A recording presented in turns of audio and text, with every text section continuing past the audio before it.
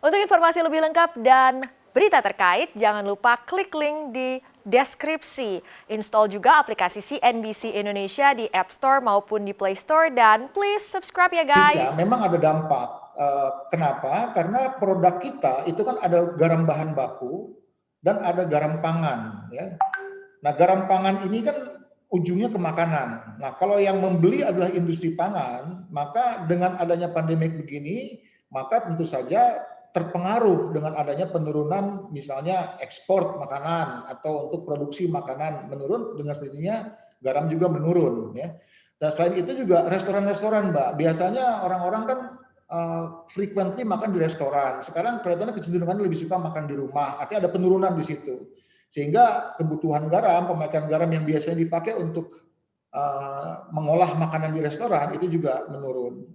Jadi ada dampaknya. Walaupun secara percentage kita belum bisa melakukan analisis, tapi saya bisa katakan ya 10-15% sih ada itu penurunan itu. Dan itu berpengaruh juga terhadap penjualan PT Garam.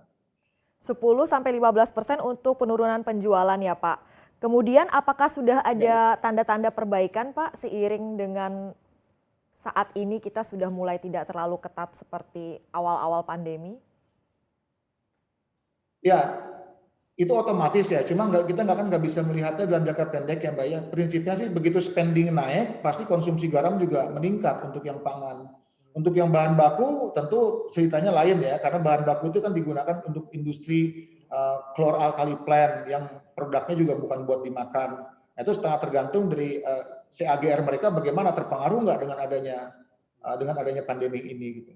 Tapi karena pasar kita di industri tidak sebesar pasar kita di pangan, maka impact dari industri pangan inilah yang mempunyai dampak besar kepada PT Garam. Dan kami tidak melihat bahwa tahun depan akan ada perbaikan yang signifikan, tetapi harapan kami dan keyakinan kami tidak memburuk, Mbak.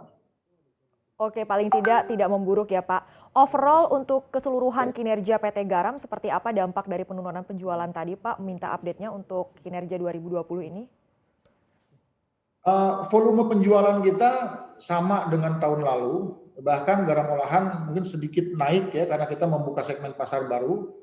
Tetapi nilai penjualannya menurun drastis, Mbak. Ini disebabkan karena harga jual garam itu sekarang kan turun tinggal 70%-nya dari anggaran. Bahkan kalau kita bandingkan dengan harga garam di tahun 2017, saat ini itu tinggal 30%-nya, Mbak. Nah, inilah yang membuat memang sangat berpengaruh terhadap performa perusahaan.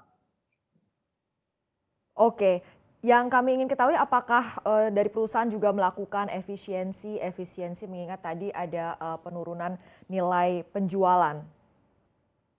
Betul. Ya, jadi karena nilai penjualan turun, maka tentunya kita harus melakukan perbaikan di bottom line. Nah, bottom line yang paling utama ini kan sebenarnya pertama harga pokok ya Mbak ya, sebelum beban usaha lain-lainnya. Harga pokok ini saat ini proporsinya itu adalah 50% fix, 50% variabel. Nah, ke depan kita akan dorong yang variabel itu menjadi 70% dan 30% fix. Harapannya apa? Harapannya dia akan lebih agile pada fluktuasi harga jual garam, Mbak. Langkahnya seperti apa ini Pak untuk meningkatkan percentage dari variabel ini Pak? Maksudnya dikurangin ya Pak jadinya. Kita pertama kita identifikasi dulu kan biaya-biaya yang masuk ke variabel, biaya-biaya apa saja yang selama ini, kemudian biaya-biaya fix yang kita keluarkan selama ini itu apa saja. Nah, dari situ kita coba rubah metodenya, approach-nya agar yang tadinya fix kita bisa rubah ke variabel. Contoh misalnya gini, selama ini untuk perawatan lahan garam gitu, kita menggunakan tenaga kerja yang kita bayar per bulan, ya fixed cost. Ya. Sekarang kita coba geser agar pengeluaran biaya itu tidak fix tapi variabel tergantung luasan dari lahan yang diolah maupun perbaikan-perbaikan atau pekerjaan-pekerjaan yang dilakukan oleh perusahaan tersebut gitu. Jadi kita menggeser dari tadinya itu variabelnya fix bulanan menjadi variabel yang berdasarkan volume pekerjaan, Mbak.